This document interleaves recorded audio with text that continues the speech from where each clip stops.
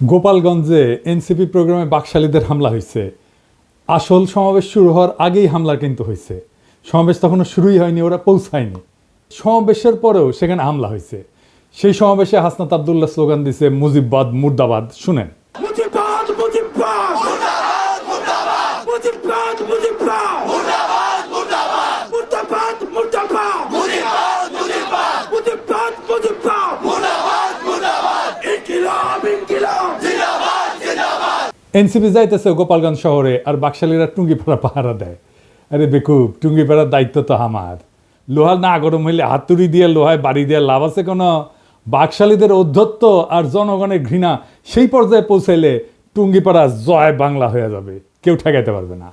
টুঙ্গিপাড়া বাঁচানির একমাত্র রাস্তা হইতেছে বাকশালীদের জাতির কাছে ক্ষমা চাওয়া, নয়তো অপেক্ষা করা লোহা গরম হওয়ার। পিনাকির শপথ মিস হয় না। যা কইছি করে দেখাবো ইনশাল্লাহ। আওয়ামী লীগ আসলে কি, বাকশাল আসলে কি? একটা নিষিদ্ধ ঘোষিত সংগঠন যারা 16 বছর ধরে রাষ্ট্রকে দখল করে রাখা আয়নাঘর আর গুমখুনের রাষ্ট্র বানাইছিল।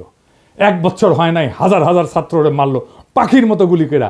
আর এই ছাত্রলীগ আওয়ামী লীগ নিজেরা অস্ত্র হাতে হাসিনা পুলিশের সাথে নামিছিল। তাদের মধ্যে যারা পলাইছে তারা তো পলাইছেই, আর বাকিগুলা গোপালগঞ্জে যায় ঢুকিছে। রাজনৈতিক নেতাদের জন্মস্থানে সেই দলের একটা প্রভাব থাকে দীর্ঘদিন, এটা স্বাভাবিক।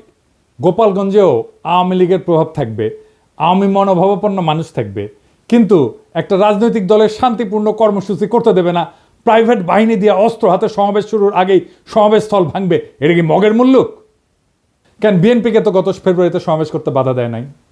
আমরা তো কথা বলার সভা সমাবেশের স্বাধীন হতে চাইছি, রাজনীতির স্বাধীন হতে চাইছি। হাসিনা এটা করতে দেয়নি, তো গোপালগঞ্জে কি এখনো হাসিনার শাসন চলে? বিএনপি ওখানে করতে পারলে এনসিপি কেন করতে পারবে না? মানে গোপালগঞ্জের আওয়ামী লীগের সাথে কি এমন প্রেম বিএনপির যে তারা সমাবেশ করতে পারবে, আর কি এমন শত্রুতা এনসিপির যে তারা যাইতেই পারবে না? বিএনপি কি হাসিনার বিরুদ্ধে লড়াই করে নাই? এই বিএনপি যখন 2024-এর 14 সেপ্টেম্বরে প্রোগ্রাম করতে যাইতেছিল, তখন গাড়ি বহরে হামলা করে 3 জন বিএনপির নেতাকর্মীকে মাইরা ফেলাইছিল এই গোপালগঞ্জের বাকশালীরা। আর আজকা বিএনপির কর্মীরা উল্লাস করিচ্ছে আওয়ামী লীগের মতোই, যে এনসিপি মার খাইছে, দাওয়া খাইছে, উল্লাস করিচ্ছে। হ্যাঁ, কি বেকুবের বেকুব রে। তো বিএনপি পরে প্রোগ্রাম করলো যখন, তখন কোনো হইল না কেন?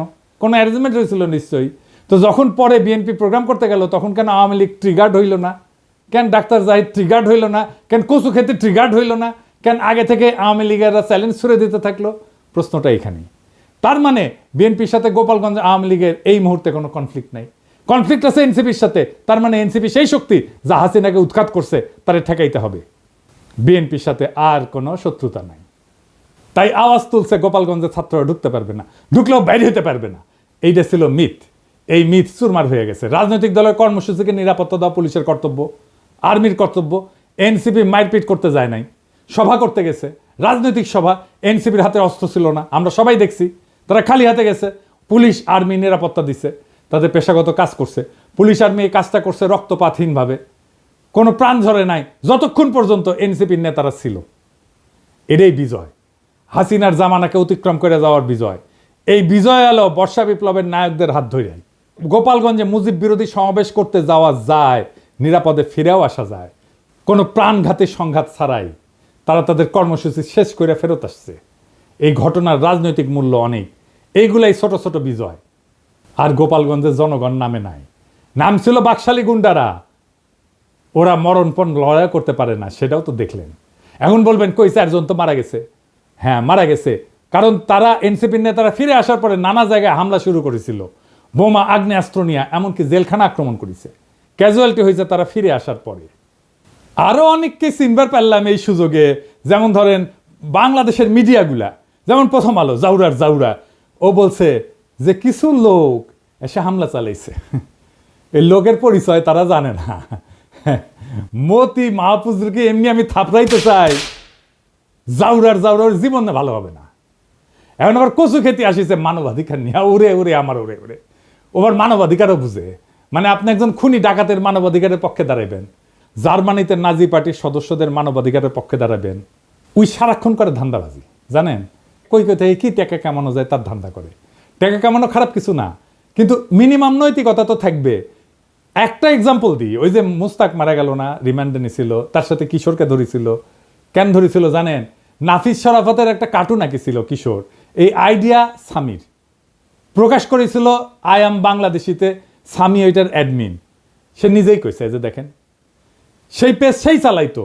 সেই নাফিস শরাফত রেগে গিয়া এই কিশোর আর মুস্তাককে অ্যারেস্ট করে পিটায়। মুস্তাককে এতই পিটাইছিল যে সে প্যান্টে হাগে দিছিল।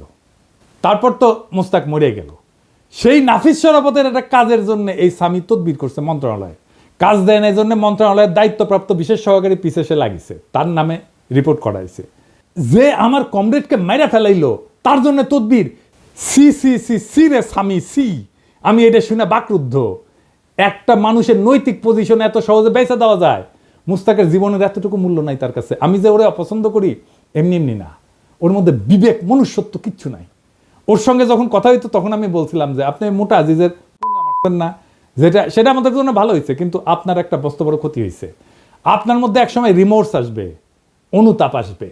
আজ না হোক কাল আসবে, কাল না হোক পরশু আসবে, নয়তো মরার আগে আসবে। আপনার মনে হবে একজন মানুষ আপনারে বিশ্বাস করেছিল, সে খারাপ মানুষ তাতে সন্দেহ নাই, কিন্তু বিশ্বাস করছিল আপনাকে।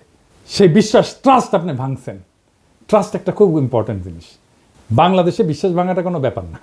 আর এই কচুকেতিরকে দেখে বুঝলাম ও মরার টাইমে ওর রিমোর্স আসবে না। তবে আল্লাহর মায়ের বলে একটা জিনিস আছে না, সেটাও টের পাইতে শুরু করবে এখনই ও টের পাবে। বাংলাদেশের কোনো মানুষ তাকে আর বিশ্বাস করবে না। আর আমি তো আমার এপিসোডে তার প্রশংসা করেই যাব।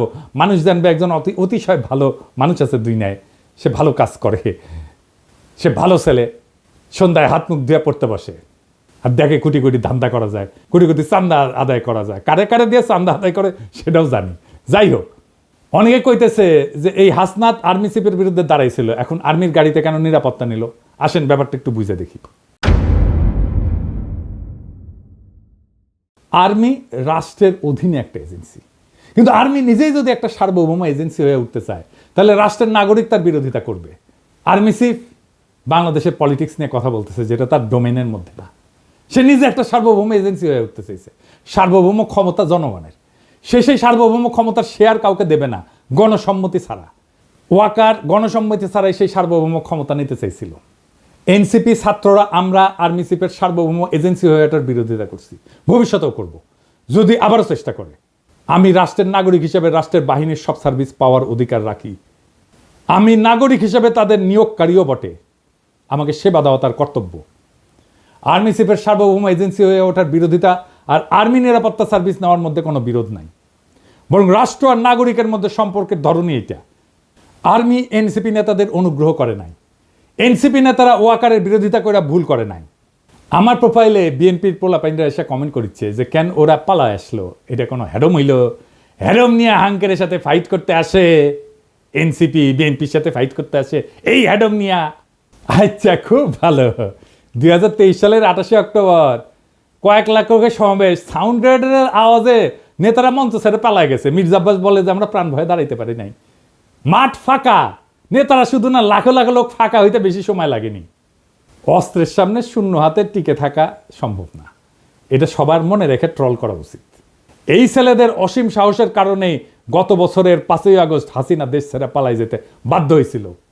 এই ছেলেগুলো তখন রুখে দাঁড়াইলে আজও হাসিনা মসনদে থাকতো, খালেদা জিয়া আজকাল জেলে থাকতেন, আর আপনাদের অনেকেই গুম হইয়া আয়না ঘরে থাকতেন, কেউ কেউ মারাও যাইতেন ক্রস ফায়ারে। আপনাদের কে বুদ্ধি দেয় এনসিপির পিছে লাগতে? আপনাদের দল তো ছাত্রদের জন্য বিবৃতি দিছে, তাদের নিরাপত্তার জন্য উদ্বিগ্ন হয়েছে। আপনার দলের নেতাদের সাথে তো আপনাদের ডিসকানেকশন। এখন আমি বুঝতে পারি যে কেন মির্জা ফখরুল মাঝে মাঝে মেজাজ হারায় ফেলে, কেন বক্তৃতা দিতে যে ধমকা ধমকি করেন, থাপ্পড় টাপ্পড় মারেন। তাদের সাহসের প্রশংসা করতে না পারলে চুপ থাকেন। ওরা হুমকি সত্ত্বেও ওখানে যাওয়ার হিম্মত দেখাইছে। হামলার পরেও তারা সমাবেশস্থলে গেছে, বক্তৃতা করছে, মুজিববাদের বিরুদ্ধে স্লোগান দিছে। এই অসীম সাহস দেখানোর জন্য তাদের ধন্যবাদ। এইবার আসেন গোপালগঞ্জের আলোচনায়। কেন গোপালগঞ্জে যাওয়াটা জরুরি, দখল নেওয়াটা জরুরি? আসেন এই বিষয়টা আলাপ করে বুঝি। 1971 সালে 16ই ডিসেম্বর বাংলাদেশ স্বাধীন হয়। এটা আমাদের বিজয় দিবস। আমরা জানি যে ওই দিন আমরা পরাজিত করতে পারি, পাকিস্তানি বাহিনী আত্মসমর্পণ করে। 1971 সালে বাংলাদেশে পাকিস্তানি ভাবাদর্শের পরাজয় হয়েছে। তারপরে বাংলাদেশে পাকিস্তানি ভাবাদর্শে পলিটিক্স করা গেছে, যায়নি। বাংলাদেশকে মাইনাই পলিটিক্স করতে হয়েছে, এটাই নর্মাল। ওই সময় পাকিস্তানবাদী ছিল জামাত, এখনকার বাংলাদেশে পলিটিক্স করে, কিন্তু তারে বাংলাদেশ মাইনাই পলিটিক্স করতে হয় এবং পাকিস্তানি ভাবাদর্শকে ডিনাই কইরেই। তখন পাকিস্তানি ভাবাদর্শ পরাজিত হইলেও বেশ কিছুদিন কোন কোন এলাকা পাকিস্তানপন্থীদের আওতায় ছিল। ওই সমস্ত জায়গায় বাংলাদেশের সার্বভৌমত্ব প্রতিষ্ঠা করতে সময় লাগছে। যেমন ধরেন মিরপুর 1972 সালের 30শে জানুয়ারি পর্যন্ত মিরপুর দখলে ছিল পাকিস্তানপন্থীদের। ওইটা মুক্ত করতে গিয়ে জহির রায়হান মারা যান। নারিন্দা, নারায়ণগঞ্জ, শিয়া মসজিদ, মোহাম্মদপুর, খুলনা, পুরান ঢাকা, রূপসা, রাজশাহী, সিরাজগঞ্জ, বগুড়া, চিটাগাং পোর্ট, এইসব জায়গা 16 ডিসেম্বরে মুক্ত হয় নাই, পরে মুক্ত হয়েছে আস্তে আস্তে।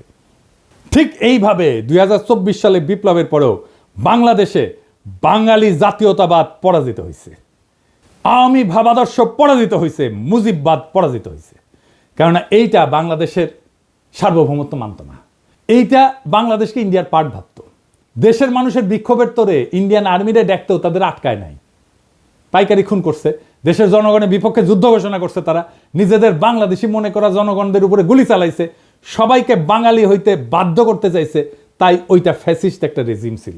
তাই বাঙালি জাতীয়তাবাদ এবং মুজিববাদ, বাকশাল, আওয়ামী লীগ বাংলাদেশ আর পলিটিক্স করতে পারবে না, তারা বাংলাদেশি মানে না। কিন্তু 71-এর মিরপুরের মতোই 24-এও গোপালগঞ্জে এখনো বাঙালি জাতীয়তাবাদ, মুজিববাদ পরাজিত হয়নি। সেই জন্য হাসনাত আব্দুল্লাহর গোপালগঞ্জে দাঁড়ায় মুজিববাদ মুর্দাবাদ, এটা খুবই প্রতীকী একটা কাজ হয়েছে। মুজিববাদ মুজিববাদ মুর্দাবাদ মুর্দাবাদ মুজিববাদ মুজিববাদ মুর্দাবাদ মুর্দাবাদ মুর্দাবাদ মুর্দাবাদ মুজিববাদ মুজিববাদ মুজিববাদ মুজিববাদ মুর্দাবাদ মুর্দাবাদ ইনকিলাব ইনকিলাব জিন্দাবাদ জিন্দাবাদ। আমি গোপালগঞ্জের আমজনতারে বলবো, আপনারা বাংলাদেশ না মানা রেসিস্ট, ফ্যাসিস্ট বাঙালি জাতীয়তাবাদে থাকেন না, আর মদত দিয়েন না। সারেন্ডার করতে বাধ্য করেন অ্যান্টি বাংলাদেশ বাঙালি জাতীয়তাবাদী এবং মুজিববাদীদেরকে। পরাজয় মাইনে নিতে বলেন, মাইনে নিয়ে বাংলাদেশের মেইন স্ট্রিমে জয়েন করতে বলেন মেহেরবানি কইরা। আর এটা যদি না করতে চান, গোপালগঞ্জ বিপ্লবের বাংলাদেশের সার্বভৌমত্ব প্রতিষ্ঠা করা হবে। আপনারা এক সপ্তাহ টিকতে পারবেন না, আর্মি পুলিশ কিচ্ছু লাগবে না, জাস্ট আপনাদের সাপ্লাই চেইন বন্ধ করে দেওয়া হবে। আপনারা বাইরে হতে পারবেন কিন্তু ঢুকতে পারবেন না। সব ইকোনমিক অ্যাক্টিভিটিস বন্ধ হয়ে যাবে, জ্বালানি তেলের সাপ্লাই বন্ধ হয়ে যাবে, গ্যাস বন্ধ হয়ে যাবে, ইলেকট্রিসিটি সাপ্লাই বন্ধ করে দিলে আপনারা শেষ। আগে ঘোষণা দেওয়া হবে, শহর ছাড়েন, 24 ঘন্টার মধ্যে ফাঁকা হয়ে যাবে শহর, সব সরকারি কর্মচারীদের উইথড্র করা হবে। পারবেন 7 দিন টিকতে? প্রফেসর ইউনূসের দায়িত্ব বাংলাদেশের সার্বভৌমত্ব প্রতিষ্ঠা করা গোপালগঞ্জে। আবার 1 মাস পরে মার্চ টু গোপালগঞ্জ ঘোষণা করা হবে, যদি আপোষে সারেন্ডার না করে তাইলে। বেগম জিয়া বলছিলেন গোপালগঞ্জের নামই বদলায় যাবে, গোপালগঞ্জ আর থাকবে না। শুনেন, আপনি কি এখন মুখটা বন্ধ কেন? এই যে মহিলা, আপনার মুখটা এখন বন্ধ কেন বলেন তো? কি বলছিলেন এতক্ষণ ধরে? মুখটা বন্ধ কেন এখন? দেশ কোথায়? গোপালী? গোপালগঞ্জ জেলার নামই বদলে যাবে, বুঝছেন? গোপালগঞ্জ আর থাকবে না। এইটা বাস্তবায়ন করতে হবে। এর জন্য 2টা কাজ করা যায়।